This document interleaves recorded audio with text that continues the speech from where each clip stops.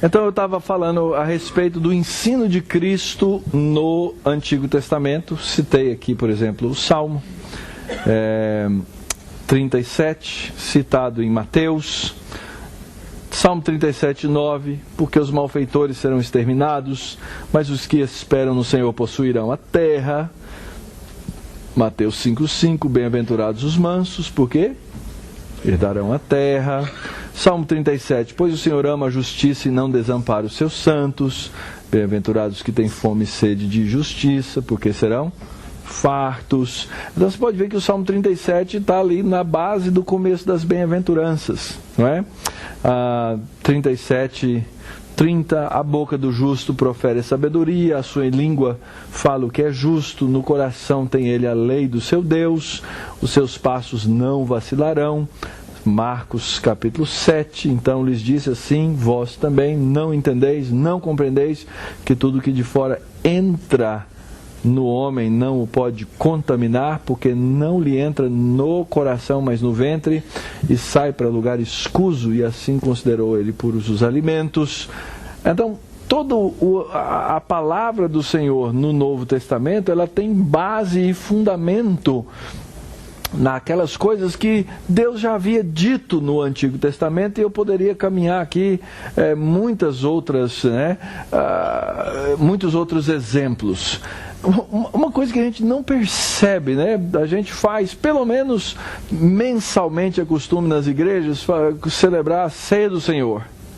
Na ceia do Senhor nós repetimos as palavras do Senhor Jesus. Esse é o cálice da nova aliança no meu sangue. O Senhor Jesus está fazendo uma citação do profeta Jeremias no capítulo 31. Ele não está fazendo um negócio absolutamente inusitado. Ele está cumprindo uma coisa que tinha claramente sido prometida pelo Pai, pela boca do profeta Jeremias. Então, nós encontramos aí o Antigo Testamento, que era a Bíblia de Jesus, e ele baseava o seu ensino no Antigo Testamento, e ele vai então interpretar os vários assuntos ao longo do Novo Testamento nessa luz e nessa base. Lá no comecinho eu tinha dado o roteiro, e eu sou um cara sincero, eu falei para vocês, está aqui o roteiro, mas eu não vou conseguir cumprir tudo.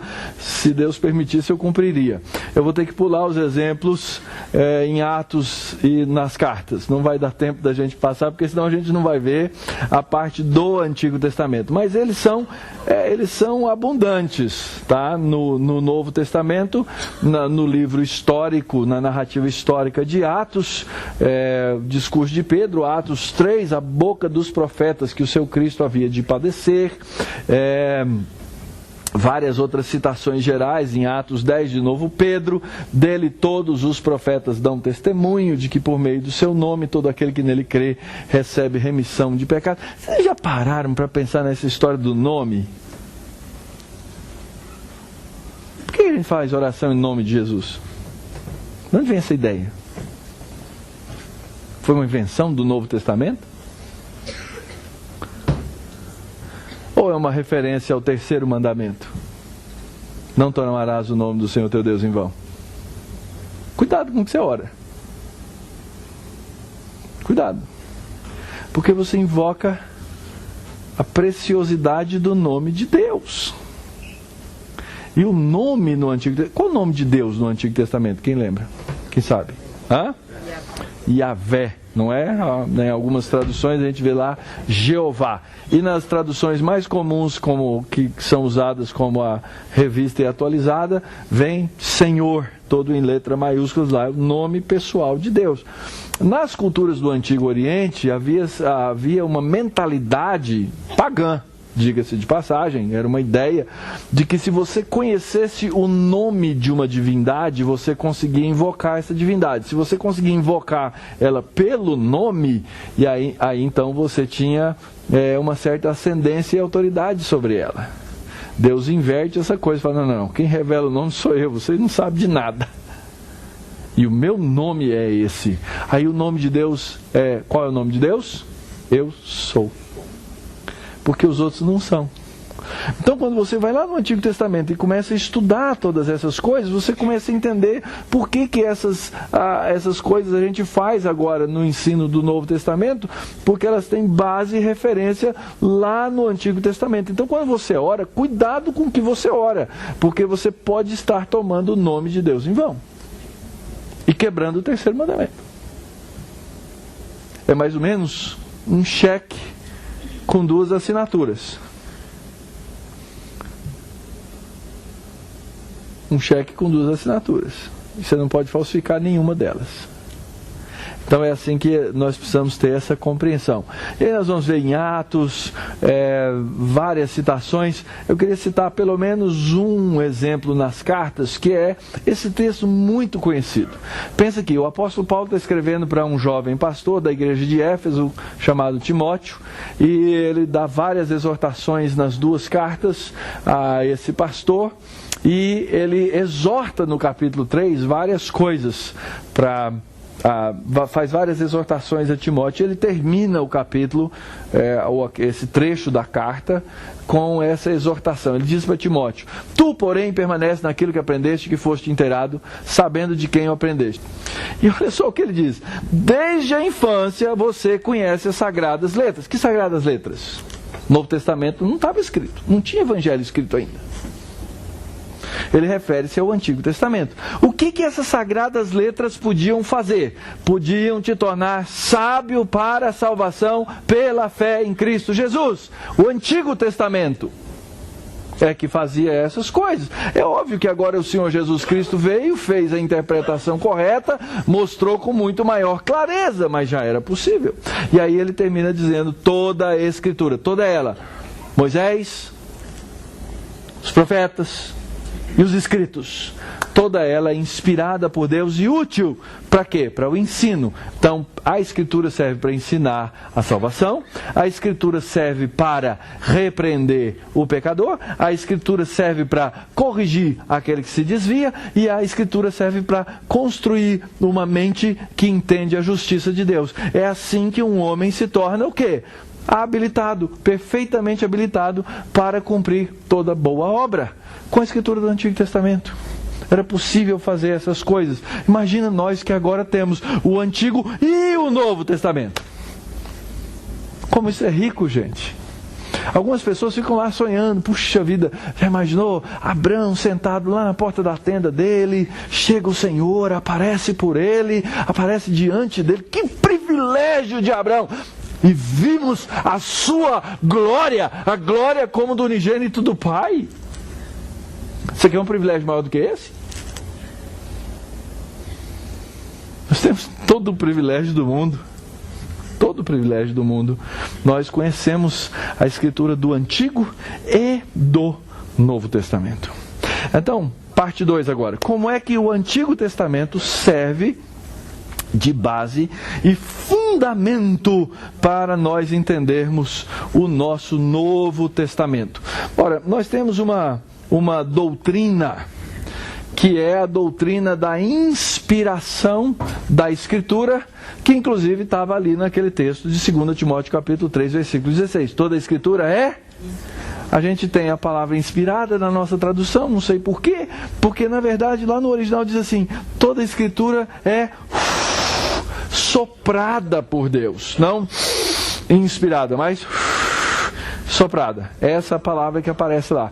Deus soprou essa Escritura, e a gente chama isso de doutrina da inspiração do texto.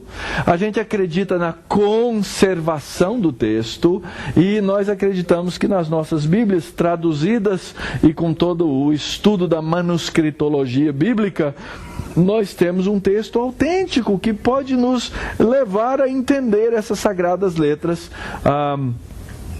que nos mostram, né, a salvação em Cristo Jesus, que são exatamente então essa Escritura, conforme nós já vimos aqui, essa divisão tríplice do cânon da Bíblia hebraica. E aqui eu queria fazer um alerta, algo que nós precisamos tomar muito cuidado.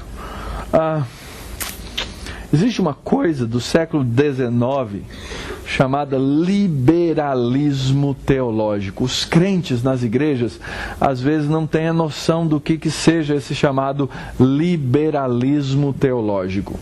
O liberalismo teológico é uma escola crítica que olha para o texto da Bíblia e que não acredita nesse texto como palavra de Deus, inspirada por Deus, preservada por Deus, conservada por Deus e autêntica para nós hoje. Você fala assim, mas tem esse tipo de gente mesmo? Ah, tem. Eu lido muito com essas pessoas no ambiente universitário. Muito. Usam o mesmo linguajar que nós usamos, usam a mesma Bíblia que nós usamos, usam as mesmas expressões, falam em oração. Muitos pastores sobem no púlpito para pregar e eles não acreditam que a Bíblia é a palavra de Deus. Existe muito. Esse chamado velho liberalismo, ele era extremamente cético, ele já não acreditava em mais nada. Depois do velho liberalismo, que não acredita que a Bíblia tenha qualquer coisa de palavra de Deus, surgiu uma outra teoria, porque esse liberalismo ele foi matando a igreja. Isso ali no final do século XIX, começo do século XX. Ele foi matando porque se não tem fé, vã é a nossa... Se a gente não acredita, vã é a nossa fé, vã é a nossa pregação. Ninguém queria saber mais de igreja, ninguém queria saber mais de adoração, porque não tem por que adorar. E aí houve uma revolução na igreja e surgiu uma coisa chamada neo-ortodoxia. A neo-ortodoxia é nada menos do que um novo liberalismo. E está cheio de pastores nos púlpitos das igrejas ao redor do mundo que tem essa ideia de que a Bíblia... Ela é um livro que veio de Deus, ela contém revelação de Deus, ela contém palavra de Deus, mas é um livro cheio de erro, cheio de imprecisões, cheio de coisas que eu não devo confiar. Eu só posso confiar na Bíblia naquilo que for meramente espiritual. Espiritual. Ah, sim, aí então agora eu tô falando das coisas sérias, do espiritual. Mas se a Bíblia fala de geografia, se a Bíblia fala de história... Sabe o apóstolo Paulo? Fala a verdade, Paulo era meio machista, não era? Já ouviram essa expressão? Paulo era meio machista. Ele fala tão mal das mulheres, em pleno século XXI, né? no crescente desse movimento feminista. Então, Paulo falava das mulheres, elas não podiam falar na igreja, esse pessoal, pelo menos os presbiterianos, não deixam as mulheres serem pastoras. Isso é machismo, isso é coisa da Bíblia, é machismo. Gente, vocês precisam entender o que isso significa. Isso significa, então, que agora eu passei a ser o filtro da Bíblia para dizer o que nela é verdade ou não. O homem assume para si, o teólogo assume isso para si. E a Bíblia, ou você pega o pacote inteiro, ou você larga tudo. Porque você não pode ser esse juiz. Você fala assim, pastor, mas essas coisas estão muito longe de nós. Não se iludam. Elas estão muito mais próximas do que nós imaginamos. Eu já estudei em algumas diferentes escolas. Estudei em uma escola no Brasil, liberal. Nós entramos lá 30 alunos. Todo mundo, gente crente, vinha aquela meninada. Eu era menino também, eu tinha 21, 22, sei lá. Jovem, chegava lá cheio, você é pastor, glória a Deus, tinha pentecostal, tinha de tudo lá. Todo mundo, mas era todo mundo crente. Gente, com um semestre, eu estava lá. Aquela minha turma, eu não lembro com precisão, eu acho que eram 32 alunos que entraram.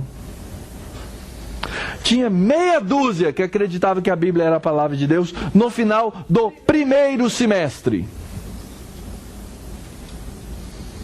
A partir de lá, a maioria tornou-se crítica da Bíblia. isso no meu seminário. No meu doutorado foi a mesma coisa, eu fui para uma escola liberal. É um bom teste para ver se você é crente.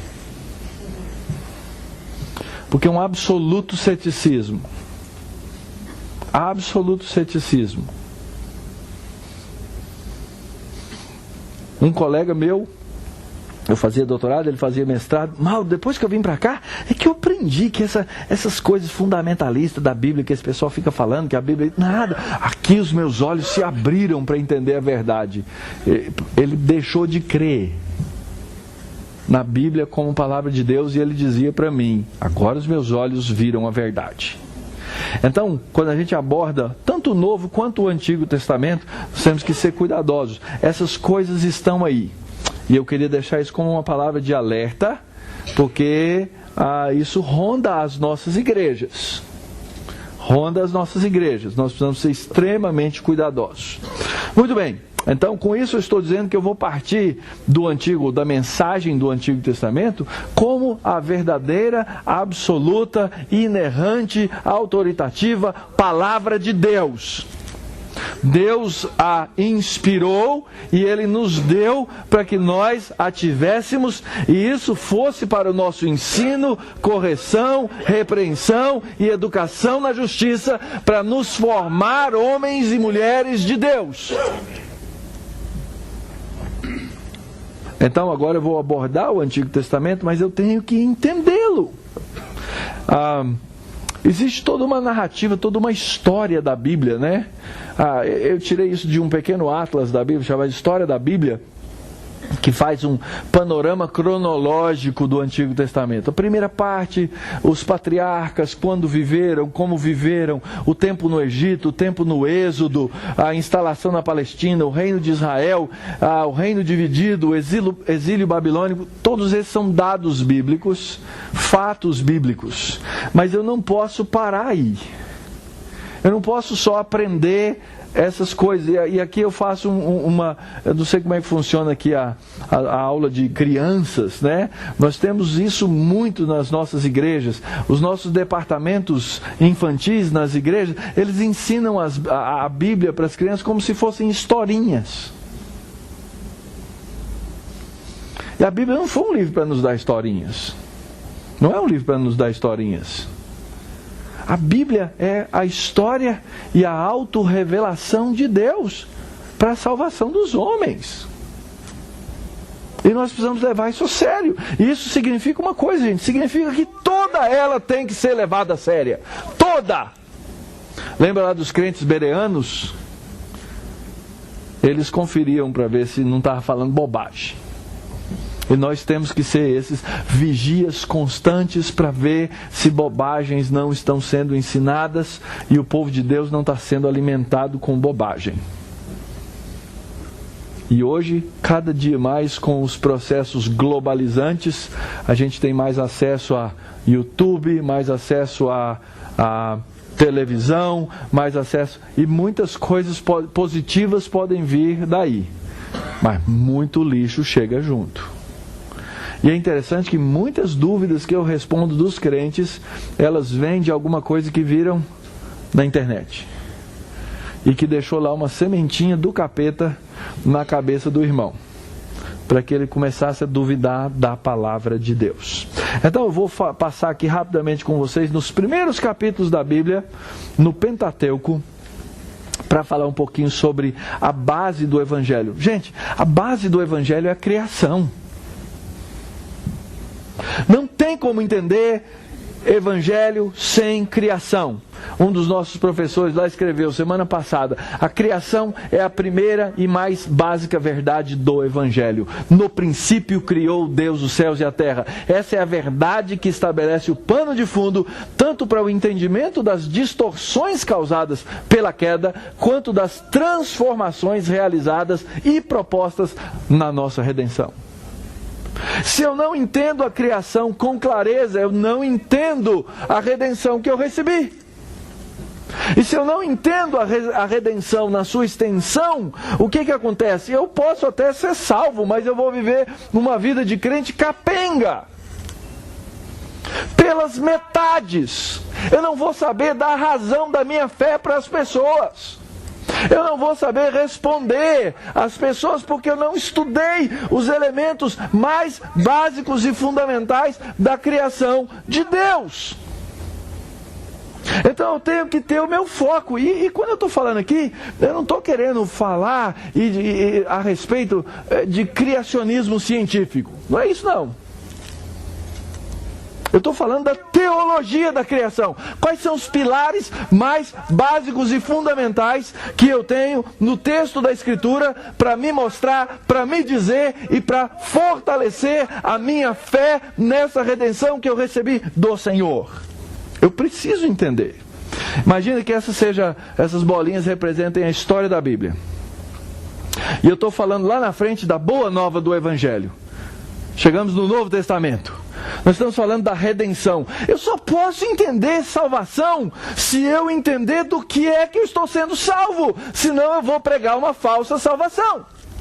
Lembra, na década de 70 e 80, escrevia-se nos muros, só para quem estava vivo na época, tá, gente? Cristo é a resposta. Cristo é a resposta. Ok, mas alguém primeiro tem que fazer o quê? A pergunta. Ele é a resposta para quê? Aí, se você faz a pergunta errada, você dá a resposta errada. Sabe para que Cristo é a resposta? Cristo é a resposta para você ter aquela BMW que você tanto queria.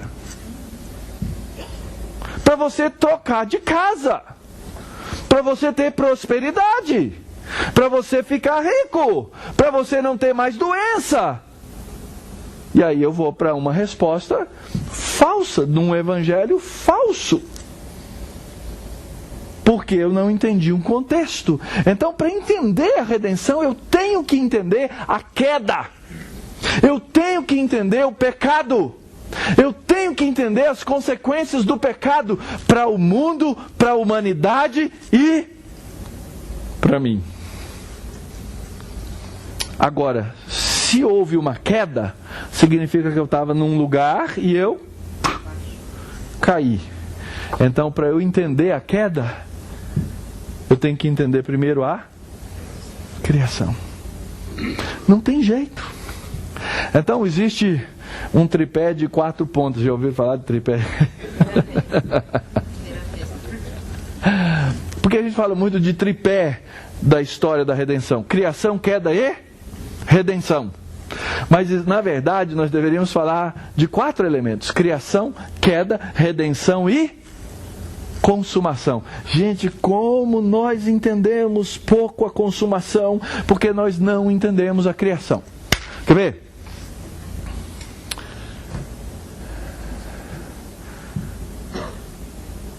Quando você for para o céu, presta atenção, hein? Se você é homem, você vai continuar sendo homem. E se você for mulher, você vai continuar sendo mulher. Faz parte daquilo que nós chamamos a nossa natureza ontológica. A natureza do nosso ser. Ser macho e ser fêmea. Não tem jeito de mudar isso. Eternamente. Não importa se você não vai durante um período, que a gente chama o estado intermediário, até que haja nova terra, que você não tem um corpo físico, porque o que determina a sua macheza ou a sua feminilidade não é o seu aspecto biológico, mas é aquilo que Deus te fez. Onde é que eu tiro essa ideia? Isso parece uma filosofia. Não, gente, isso é criação. Deus criou macho, Deus criou fêmea, e assim será. Pronto, acabou.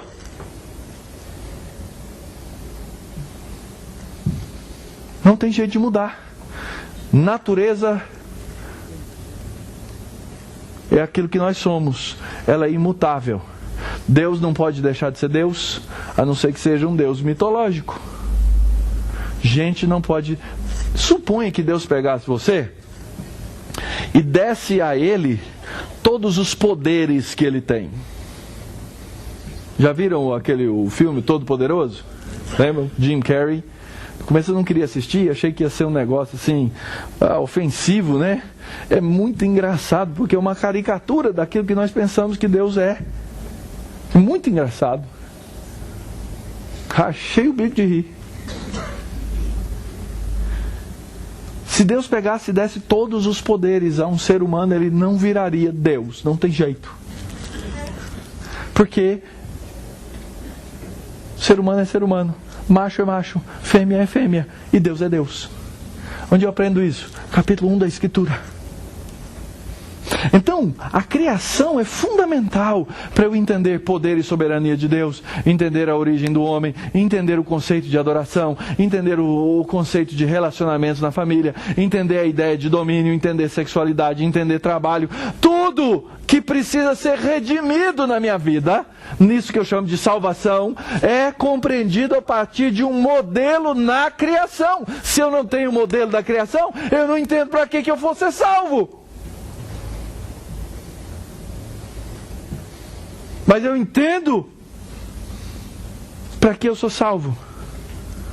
Quando eu entendo como eu fui criado e para que Deus me criou. Os presbiterianos, falando mal deles, eles têm uns negócios chamados catecismos. E nós temos um catecismo, que essa é a única parte do catecismo que eles sabem. Não fala isso não. É a primeira pergunta, igual Salmo 1. Qual é o fim principal do homem?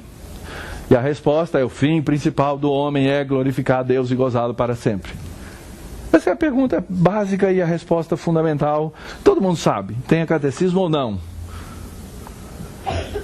O homem foi criado para a glória de Deus. E quando ele encontra prazer em Deus, ele encontra seu significado. Se você não leu ainda os livros do Piper, cadê o Leandro? Leandro, cadê os livros do Piper? Compre os livros do Piper. Ele fala abundantemente sobre esse tema. Ora, os autores do Novo Testamento, eles liam o relato da criação e eles entendiam que eles foram criados para a glória de Deus. Como é que eles entendiam? Olha só, Paulo em Romanos. Paulo explica em Romanos, né, toda a teologia de Romanos. Sabe por que Paulo escreveu Romanos? Quem sabe? Propósito da carta de Paulo aos Romanos. Vocês estão fazendo curso aqui, Provip, vocês têm que saber. Hã? Para que Paulo enviou aquela carta aos Romanos? Para pedir uma oferta.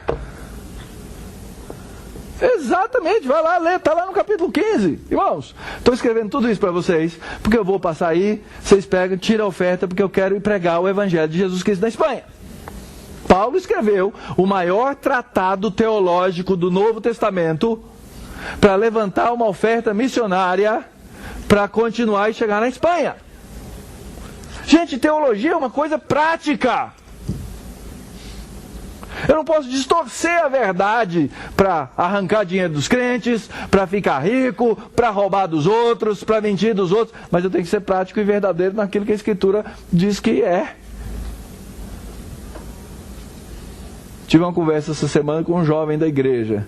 E ele é um jovem assim que tem lá suas dificuldades, some, desaparece, tem problema daqui, tem problema... E a gente foi almoçar junto. E lá para as tantas assim, ele virou e falou assim: pastor, eu tenho uma dúvida aqui sobre o negócio do dízimo. Porque eu acho que... Falei, falta conversão. Falta conversão. Já ouviram essa história que o cara converteu mesmo quando ele converte o bolso? Quando ele converte inteiro. Quando ele entende que nem o dinheiro dele não é dele mais. Não, você não tem nada. Você é a noiva. Você usa aquilo que te é emprestado por Deus na obra de Deus. O apóstolo Paulo escreve essa carta, fala de teologia densa, maciça, linda, profunda. Quando ele já não consegue mais falar daquela verdade, ele termina essa parte de Romanos com essa doxologia. Doxologia é adoração. Toda boa teologia leva a boa doxologia. De novo, toda boa teologia leva à adoração. Paulo já tinha explicado tudo e ele começa a dizer assim: ó, profundidade da riqueza, da sabedoria, do conhecimento de Deus. Quão insondáveis são os teus juízos, quão inescrutáveis os seus caminhos. Quem conheceu a mente do Senhor? Paulo estava lembrando lá do texto de Isaías. Quem foi o seu conselheiro? Quem primeiro deu para ele, para que venha a ser restituído? Vocês acham que vocês dão alguma coisa para Deus? Nada disso, porque dele e por meio dele e para ele são todas as coisas. A ele, pois, a glória eternamente. Amém. De onde é que Paulo tirou isso, queridos? Como é que Paulo foi capaz de escrever uma poesia tão bela, um hino, uma adoração tão tremenda como essa? Porque ele conhecia a Bíblia dele. Porque os autores da Escritura, eles vão lendo a Escritura e vão percebendo a manifestação da glória de Deus nas coisas mais tremendas e nas coisas mais ordinárias. Irmãos, faz favor, se você come ou se bebe, faça qualquer outra coisa, faz isso para a glória de Deus. Onde é que Paulo tira isso? Ele conhecia a Bíblia dele. Ele tinha, quem sabe, lido o profeta Isaías: direi ao norte, entrega! E ao sul, não retenhas! Trazei meus filhos de longe, minhas filhas das extremidades da terra, a todos os que são chamados pelo meu nome, e os que criei para a minha glória, e que formei, e que eu fiz. De onde é que Isaías tira isso? Porque ele conhecia a Bíblia dele. Porque nenhum de nós vive para si mesmo, nem morre para si, porque se vivemos, para o Senhor vivemos. E se morremos, para o Senhor morremos. Quer pois vivamos ou morramos, nós pertencemos a Deus. Não acha que você tem uma vida. Eu costumo dizer para a minha igreja que a gente faz a pergunta errada para Deus. E o pastor, ele é o para-choque. Pastor, o que será que Deus quer para a minha vida? Vocês já fizeram essa pergunta? O que Deus quer para a minha vida, pastor? Ô irmão, queria eu saber. Agora eu acho que você está fazendo a pergunta errada. A pergunta não é essa. A pergunta é: na história de Deus, qual é o meu papel? Sabe por quê? Porque quando eu faço a pergunta assim, o que Deus quer para a minha vida continua sendo o centro da história. E eu não sou o centro da história. A minha vida não é o centro da história. A história pertence a Deus. Todas as coisas pertencem a Deus. Como é que eu vou viver para a glória de Deus na história dele? Como é que eu faço as coisas com excelência para Deus? Eu conto essa história, cada vez que eu conto eu tenho que dar uma oferta para o meu filho. Eu estava no computador em casa, ele chega do futebol, adolescência. Você lembra, né, que ele gosta de futebol, né, pastor? Lembra da história do Santos, né?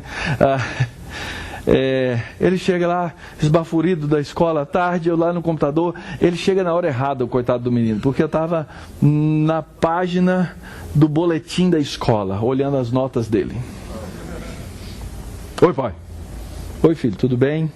Senta aí, eu preciso conversar. Foi, pai. Filho, estou olhando suas notas aqui. E assim, estava aquele bando de notinhas assim para cada disciplina, não era ainda o fechamento. Então tinha muitas notas de vários valores. Eu perguntei: filho, por que essa nota está assim? Porque tal coisa. E por que essa está assim? Não, pai, porque a gente viajou, lembra? Eu vou fazer uma outra no lugar e tal, não sei o quê. E aí eu perguntei para ele assim: filho, e esse 0 aqui? E ele, o coitado do menino, deu a resposta errada. Ele respondeu para mim assim: não sei. Já viu aquele desenho que o sangue vai subindo assim? Né, vai ficando vermelho assim, fui ficando vermelho. Lógico que eu falei com toda calma. Dei um discurso que você nunca, aqui quem é pai nunca deu para o filho. Eu sei que você nunca deu. Você tem tudo do bom e do melhor. Você tem casa boa. você tem as roupas que você precisa, você tem comida e tal, toda aquela coisa que você nunca falou, você nunca ouviu. E terminei com a frase célebre: e você só vive para... Tá vendo? Vocês já ouviram. O menino nessa altura, eu com a voz calma, é claro, já estava em posição fetal, assim, né, no canto da parede, assim. Quando eu falei isso, ele virou, levantou, olhou para mim e falou: aí não, pai. O Senhor me ensinou que eu vivo para a glória de Deus. E eu falei: filho, como é que seu zero glorifica a Deus? Essa é a pergunta, queridos. O que você faz, o que você gosta de fazer, o que Deus deu na sua mão para fazer, encontre satisfação e faça para a glória dele, a fim de que o homem seja perfeito e perfeitamente habilitado para fazer toda boa obra. Boa obra não é entregar a cesta básica, boa obra não é ajudar a velhinha a atravessar a rua. Boa obra é fazer aquilo que Deus colocou na sua mão com excelência. Boa obra não é ser missionário lá no caixa-prego. Boa obra é fazer o que Deus te deu para fazer, aqui e agora, com excelência. Do que saem essas ideias da glória de Deus? Essas ideias saem da boca dos autores bíblicos, porque eles leram a Bíblia deles. Porque eles entenderam a criação. Quando você olha para a narrativa da criação, você enxerga que eles entenderam essa revelação, aquela antiga revelação. Por exemplo, eu pego lá em Gênesis: criou Deus o homem à sua imagem, a imagem de Deus o criou, homem e mulher os criou. Vou pisar no calo de muita gente aqui. E Deus os abençoou e disse: sede fecundos, multiplicai-vos, enchei a terra, sujeitai-a, dominai. Deus nos deu a ordem do domínio.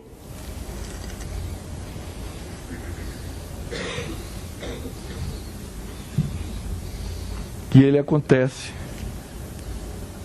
por crescimento geométrico. Multiplicação. Nós vivemos numa cultura que faz tudo contra. Lembra de um texto lá do apóstolo Paulo, às vezes passa despercebido, e a gente acha que é difícil de explicar, que ele fala assim, não, que obedece ensino de demônios e que proíbe o casamento? Lembra? Olha a nossa cultura hoje. Aqui a gente está num lugar, se eu for perguntar aqui, imagino que quase 100% das pessoas aqui ou se casaram ou pretendem se casar. Mas se você sair aqui fora, na universidade aqui do outro lado da rua, você vai ver que os jovens estão morando juntos, que eles não pensam em se casar, que eles não pensam em ter filhos e assim por diante. Essa é a realidade da nossa cultura. A nossa sociedade obedece a ensino de demônios. Ou vocês acham que essa ideia da homossexualidade é tudo legal? Tranquilo. Como é que eles proíbem o casamento? Eles proíbem o casamento legítimo, instituindo um casamento que não é casamento. É a mesma coisa. Vocês aprenderam sobre isso lá no último módulo. Mas Satanás, ele não é bobinho, não. Ele nos convenceu e convenceu as gerações mais novas de que ter filho é um negócio caro. Ter filho custa dinheiro. Segundo, ter filho dá muito trabalho. Terceiro, nós precisamos ter uma consciência global, ecológica. E nós precisamos ouvir a voz de Satanás que diz que nós vamos ter problema com superpopulação. Nós temos que ser responsáveis diante da humanidade. E a gente compra esse pacote. As perspectivas são que daqui 30 anos, um pouquinho mais talvez, o cristianismo seja uma população ultra minoritária na face da terra. Porque nós compramos os pacotes da nossa cultura e nós paramos de ouvir a voz de Deus em Gênesis capítulo 1. Eu gosto muito do Dr. Shedd falando, eu sou dos covardes, eu só tenho 2 filhos. Mas o Dr. Shedd diz que se você tiver um filho, você nem repôs. São duas pessoas, tem um filho, você não fez reposição. É sério. Se você tiver 2 filhos, você repôs. Se você tiver 3 filhos, você somou. Você só multiplica a partir do 4.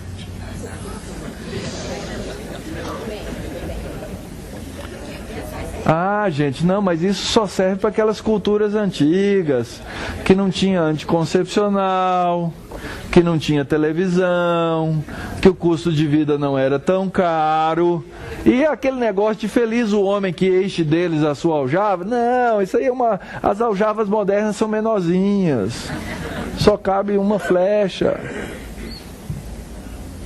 Queridos, isso é sério. Em nome do mercado, em nome do trabalho. Quer ver quanto eu sou pecador? Eu só tive 2 filhos, um menino e uma menina. E a minha filha eu educo exatamente igual ao meu filho, com as mesmas oportunidades. Só que o meu filho nunca vai ser mãe. E minha filha um dia vai ser.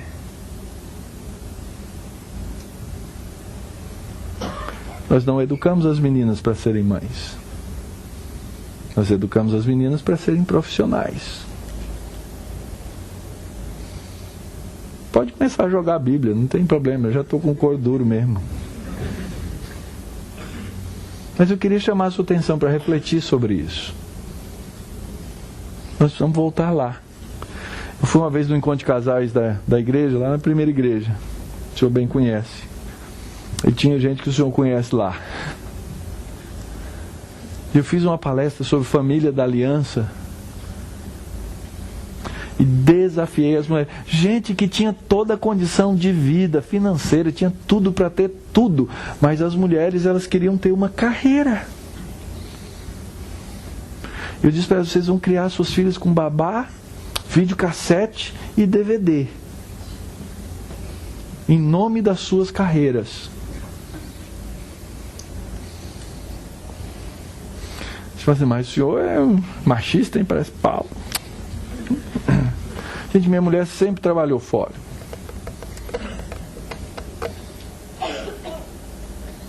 A questão é que nós não refletimos mais sobre essas coisas. 3 casais daquele encontro de casais, as senhoras, jovens senhoras vieram para mim e falaram, pastor, o senhor fez a minha cabeça. Depois que os meus filhos estiverem crescidos, quem sabe eu volte para a minha carreira. Mas eles vão ser minha prioridade agora. Então, se eu não fiz nada de bom na vida, pelo menos aquelas 3 aprenderam uma coisa que fala na Bíblia. Chama-se missão de mãe. Já leram essa expressãozinha lá? Entra no Google e digita lá na Bíblia Online. Missão de mãe. Criação, queridos. Aliás, você sabe por que a mulher se chama Eva? Lembra lá, capítulo 3 de Gênesis? Agora essa vai se chamar Rava. Eva. Eva vem dessa mesma raiz do verbo viver, da palavra, do substantivo vida, porque ela é mãe dos seres viventes. Não existe nada mais nobre do que isso.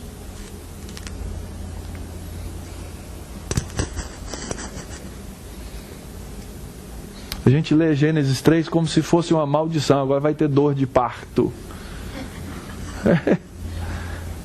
Aí a gente inventa o jeito, né, de ir em volta.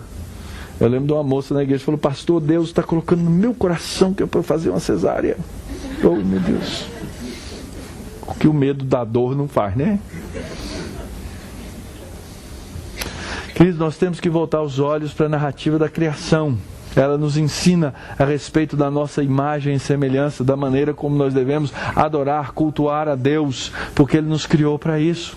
Da criação todinha, os únicos que foram feitos à imagem e semelhança de Deus somos nós. Nós carregamos essa imagem e semelhança. Isso é que nos faz ter respeito pelo próximo, mesmo que ele seja pecador. aqueles que são os grandes defensores seculares dos direitos humanos, eles vão negar isso. Mas os cristãos são os únicos que têm base fundamental para manter e garantir os chamados direitos do próximo. Porque se não for no cristianismo, vocês não passam de bicho evoluído. Vocês não têm valor moral intrínseco. Mas as pessoas vão comprando os pacotes que o mundo oferece. E vamos bebendo as filosofias que procedem do outro.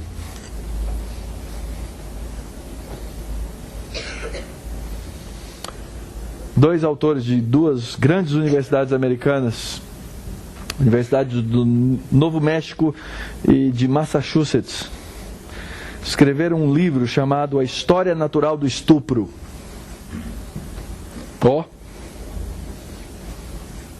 E eles contam, na perspectiva biológica, dentro da filosofia da evolução das espécies e da sobrevivência do mais apto, não é o mais forte.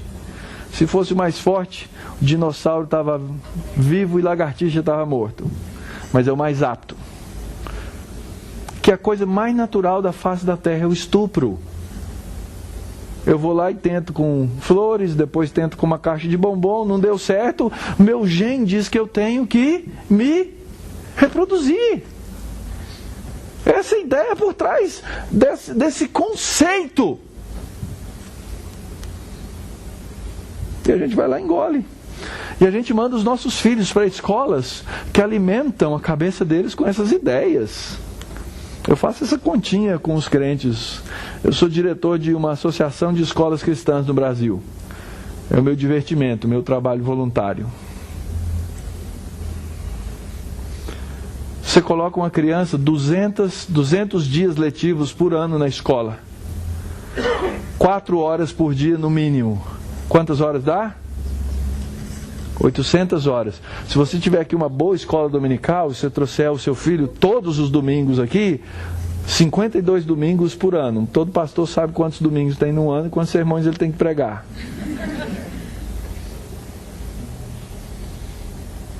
E aí você é um pai muito crente, sério, você dá uma hora de instrução bíblica para o seu filho por dia na sua casa, incluindo o domingo, além da escola dominical. 1 hora.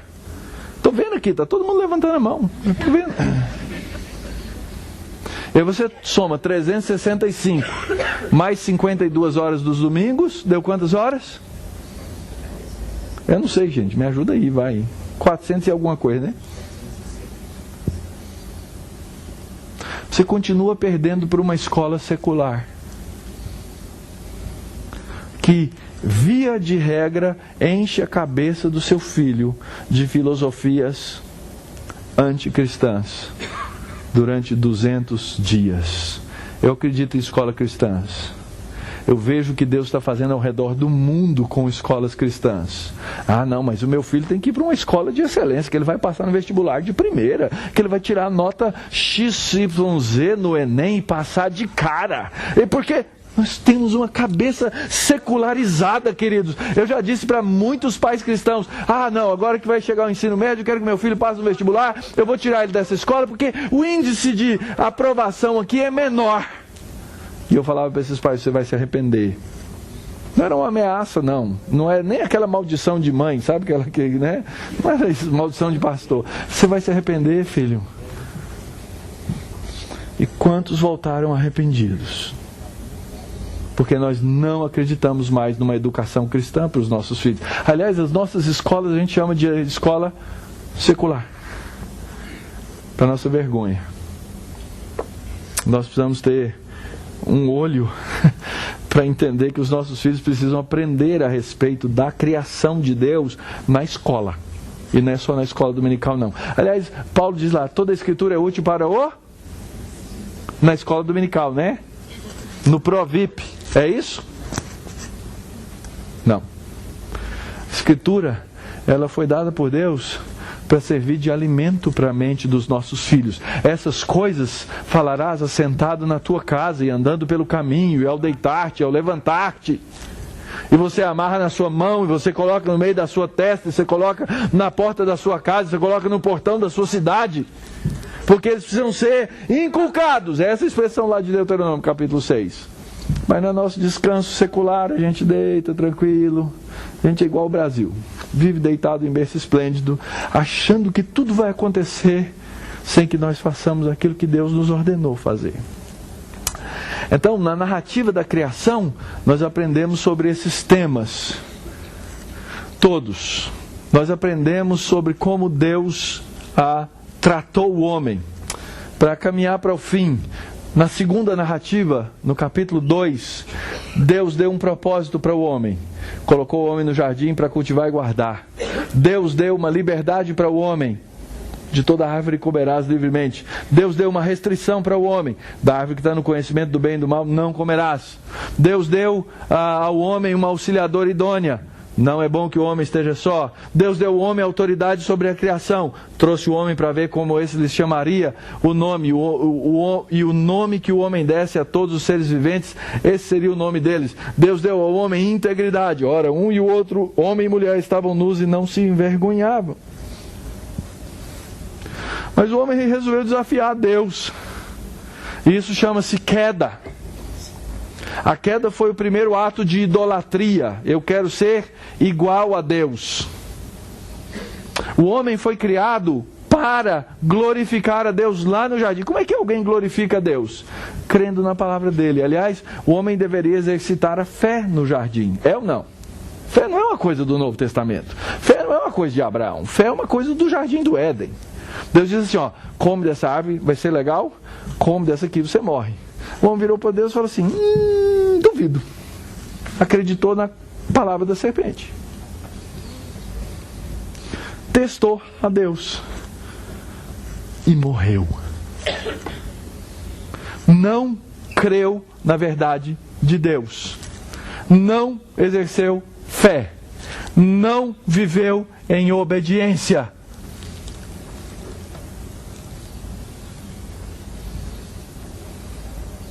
E quando ele fez essas coisas, aquilo que Deus lhe havia dado, ele perdeu.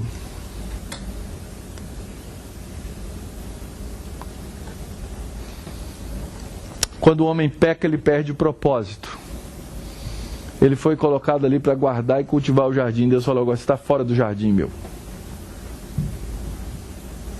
Deus deu liberdade, o homem perdeu a liberdade. Você não vai mais comer da árvore da vida. O homem perde a própria vida, certamente morrerás. O homem perde a capacidade plena do exercício de autoridade. Agora ele tem medo da criação, ele tem medo do Criador.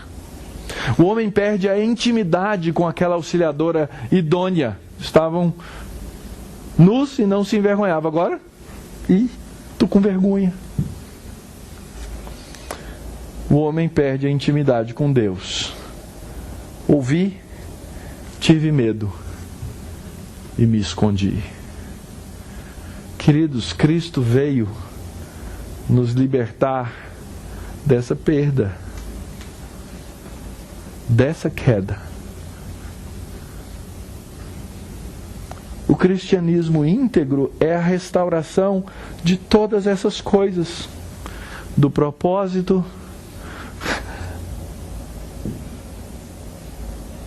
da liberdade, da vida, da intimidade, da autoridade e da integridade.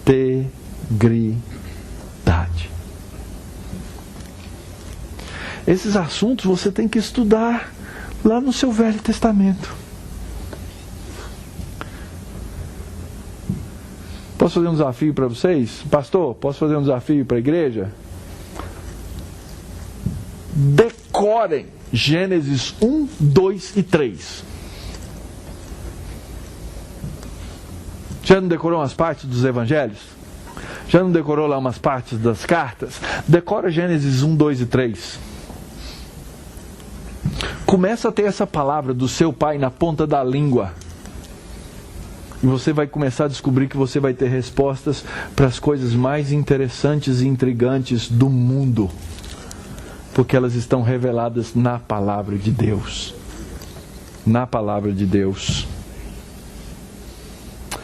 Você vai descobrir que você é um idólatra por natureza caída.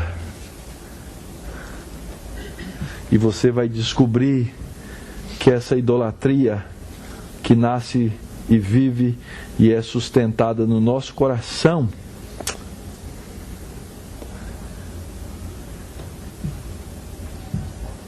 ela é levada por Cristo. E eu começo a aprender que eu vivo, que a minha vida vem dele, que eu vivo por ele e que eu vivo para ele. E a sua perspectiva de vida cristã vai mudar. Mas estude o seu Antigo Testamento, estude os Salmos. Esse ano eu estou lendo o livro dos Salmos, o ano inteiro. Cheguei no Salmo 78, ontem à noite. Aliás, estou acabando o Salmo 78. Já li os Salmos, ó. Meu sonho de seminarista era pregar os Salmos inteiros, ia tal, escrever livros sobre Salmos, um monte de coisa que eu ia fazer. Cada dia eu leio um trechinho assim. Eu falo, meu Deus, 26 anos de ministério e eu não me lembrava disso. Ame a palavra. Ame o seu Antigo Testamento. Ame a palavra de Deus com integridade. Você vai encontrar muitas respostas. Já me deram um cartão vermelho, então agora eu encerro a palavra, mas nós vamos para algumas perguntas e respostas. Muito bem. É bom que eu possa escolher só o que eu quero responder.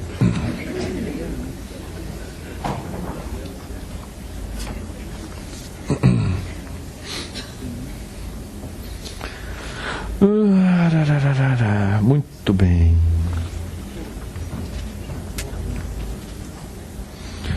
Uma que, digamos, fugiu do escopo. A minha intenção é responder perguntas gerais do tema. Qual a importância do Antigo Testamento, né? Hoje. Uma é sobre o Novo Testamento, a outra é sobre o Novo Testamento. Só fiquei com uma. Mas vamos tentar aqui. Você entende que o Novo Testamento legisla sobre a igreja? Eu vou ter que fazer uma exegese da pergunta. Não sei, estou sem o contexto aqui. O que estava na cabeça do perguntador, né? Eu entendo que a Bíblia legisla sobre a igreja. Toda ela. É óbvio que eu tenho que ter os mecanismos que a gente chama hermenêuticos para perceber na Escritura e, por exemplo, na lei do Antigo Testamento, o que era uma lei que era exclusiva para Israel, o que era uma lei exclusiva cerimonial, o que era uma lei, o que é uma lei moral e que vale para hoje. Na Confissão de Fé dos Presbiterianos, na Confissão de Fé de Westminster, que é muito semelhante à Confissão de Fé Batista de 1689,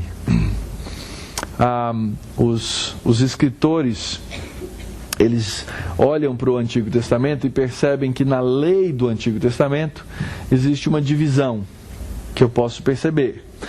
Existe a lei moral de Deus, existe a lei civil de Israel e existe a lei cerimonial de Israel. A lei moral de Deus, ela é parte do caráter de Deus, ela não pode ser mudada nunca. O resumão dela, amarás a Deus, amarás o próximo como a ti mesmo. A essência dela, os 10 mandamentos. Primeira tábua, segunda tábua dos 10 mandamentos, como eu amo a Deus e como eu amo ao próximo. E aí no Antigo Testamento eu vou encontrar muitas aplicações dessa lei moral como um todo. Então essa lei moral ela é aplicada e ela é legislação sobre a vida do povo de Deus, da igreja de Deus. O Antigo Testamento não serve para determinar, por exemplo, aquela parte da teologia que a gente chama de eclesiologia, que é o funcionamento da igreja a partir do Novo Testamento. Porque lá no Antigo Testamento, por exemplo, tinha templo. No Novo Testamento não existe um templo para a igreja. Por isso que vocês podem se reunir aqui nesse auditório. E esse aqui, não sei como é que vocês chamam aqui. É templo? Não chamam de templo, né? No auditório, né? A minha igreja lá hoje se reúne num hotel. Sei lá, se no sábado à noite não teve carnaval. Não sei. Não é como no Antigo Testamento, certo? Então nós precisamos ter essa dimensão. Agora, o Novo e o Antigo Testamento legislam sobre a vida da igreja, sobre a vida do povo de Deus, naquilo que é apropriado e que a gente percebe com as regras da interpretação aonde as coisas se aplicam. Eu não sei se era essa a pergunta, mas fiz o que pude com o que estava escrito. Outra pergunta: como fica a situação da guarda do sábado? É um mandamento do Antigo Testamento? Muito bem. Eu já dei a ilustração do casamento. Aliás, isso é o que a gente chama de uma metanarrativa, tá, gente? Deus faz uma proposta de casamento para Israel, Êxodo capítulo 19. Israel aceita, sim, a gente topa, vamos entrar nesse casamento, capítulo 19. Deus passa o contrato de casamento, está lá. Eles firmam a cerimônia numa festa de casamento, ok? E aí vem a história do Antigo Testamento, que é um drama de traições. Chega um ponto que um dos profetas fala: essa noiva traiu. Ela vira uma prostituta. O noivo vai lá e junta da rua a prostituta. Vai ler o livro do profeta Oséias, está lá. Quando chega no Novo Testamento, os autores do Novo Testamento fazem o quê? Eles pegam toda a figura do Antigo Testamento e falam o quê? Cristo é o noivo e a igreja é a noiva. E o livro do Apocalipse termina como, gente? Com a festa do casamento, as bodas do Cordeiro, um reflexo de Êxodo capítulo 19. Então você pega e emenda toda a narrativa aí, ok? Bom, dentro do contrato de casamento, como é que a noiva ama o noivo, eu tenho o 4º mandamento. E eu continuo chamando os 10 mandamentos de quanto? 9 mandamentos, né? Os crentes gostam disso, né? Irmãos, os 10 mandamentos, igual eu lembro de Jim Mocó fazia muito isso, né? As 4 operações são 3. Apendicite e alguma coisa assim. Os crentes fazem, não, os 10 mandamentos são 9. Porque o 4º não vale mais. Opa, peraí. Quem faz isso é o catolicismo romano. O catolicismo romano faz isso. Ele dá um jeito de suprimir o 2º e emendar outro, porque ele quer manter o negócio da idolatria. 10 mandamentos são 10 mandamentos. O valor moral dos 10 mandamentos, ele é eterno. E os 4 primeiros mandamentos, eles falam da exclusividade da exclusividade de Deus, da figura de Deus, do nome de Deus e do tempo de Deus. Então eu não posso suprimir o 4º mandamento. O argumento que eu ouço geralmente, que as pessoas dizem, não, todo dia é dia do Senhor, então eu não preciso guardar um dia do Senhor. A Bíblia não diz isso. Todo dia é dia do Senhor e ele pede que eu me dedique. Eu não tenho como suprimir um mandamento da Bíblia. Como é que eu faço isso de forma prática, aprendendo as lições do Novo Testamento? Ok? Aprendendo as lições do Novo Testamento. Primeiro, a gente vê que a igreja primitiva, sim, adotou o primeiro dia como o dia do Senhor. Está lá. Também não posso fugir disso. Não posso fugir, não quero. E eu entendo que a instrução do Novo Testamento é que a vida do povo de Deus, igreja, comunidade, deve ser tecida e formada em torno do culto público. Em torno do culto público. Que é o conceito e a ideia de separação de um dia para adoração. De novo, eu amo a minha esposa 7 dias por semana, 24 horas por dia, menos naquelas horas que eu estou com raiva dela, mas tudo bem. De vez em quando você parece que fala assim, acho que hoje eu não te amo, né? Estou bravo, a gente briga e tal. Mas eu sei que o meu relacionamento, ele é polido quando eu dedico tempo para trabalhá-lo. E eu sei que as famílias funcionam melhor quando há dedicação de tempo. Isso é prático. E eu já dei esse conselho para muita gente. Às vezes eu não obedeço, aí é outro caso. E o que eu entendo que Deus pede não é uma guarda legalista de um dia, mas é exatamente a guarda prazerosa de um dia. O dia do Senhor é muito relacionado à ideia do jejum. Deus separar de maneira especial alguma coisa que seja para Deus. Então, se você me perguntar assim, pastor, a guarda do sábado é um mandamento do Antigo Testamento? Que é a pergunta aqui? É. E eu entendo que ele é um mandamento neotestamentário, porque os 10 mandamentos são a lei moral de Deus. Como nós vamos guardá-lo? Eu tenho que fugir do extremo do legalismo. E o legalismo é aquela ideia que pode ir lá para o judaísmo. Os judeus ortodoxos, eles têm o elevador do sábado, sabiam disso? Lá você vai num hotel, em alguma coisa, tem um elevador que eles vai primeiro, segundo, para em todos os andares e desce todos os andares, o tempo inteiro. Porque ele entra naquele elevador, ele não pode apertar o botão, porque aquilo é trabalho. Ele não acende fogo, não acende a luz, porque é trabalho, está quebrando. Isso é legalismo.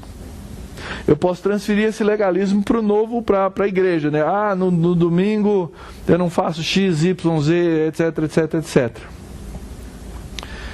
Eu posso ser legalista. Por outro lado, eu acho que nós nos tornamos um povo, desculpa a expressão, relaxado. Relaxado. O dia do Senhor não significa mais nada para a gente. Não, dia como qualquer outro. Se eu não for no domingo, no culto no domingo, eu vou na segunda, eu vou na terça, eu vou na quarta, eu substituo. E eu acredito que Deus ministra ao seu povo de uma maneira especial naquilo que nós chamamos de o ajuntamento público solene do povo de Deus. Mas nós banalizamos tanto que até aquelas coisas que seriam as mais importantes da nossa adoração, que são a exposição da palavra, as orações e os sacramentos, a gente começou a fazer em qualquer hora, em qualquer lugar. Mas existe um momento específico em que o povo de Deus... Porque senão você não precisa de igreja, gente. Você pode assistir tudo pela internet. Então eu acredito que há um elemento solene no ajuntamento do povo de Deus. Agora, tem que ser no domingo. Ora, no nosso país é o que nos facilita todas as coisas. Nós ainda temos esse dia mais ou menos separado, inclusive, das nossas leis. Sei que tem gente que tem que trabalhar, sei que tem gente que precisa trabalhar e assim por diante. Quando um crente vem me perguntar assim, pastor, o senhor acha que eu devo escolher trabalhar no domingo? Eu falo, não. Escolher trabalhar no domingo, eu acho que você está errado. Eu posso trabalhar no domingo? Depende por quê. Agora, pastor, e se eu tiver que trabalhar no domingo? É outra coisa. São 3 situações diferentes que eu recomendo aos crentes observem. Então, eu acredito que existe sim um significado muito especial e muito específico para a adoração do povo de Deus no dia do Senhor. Ok?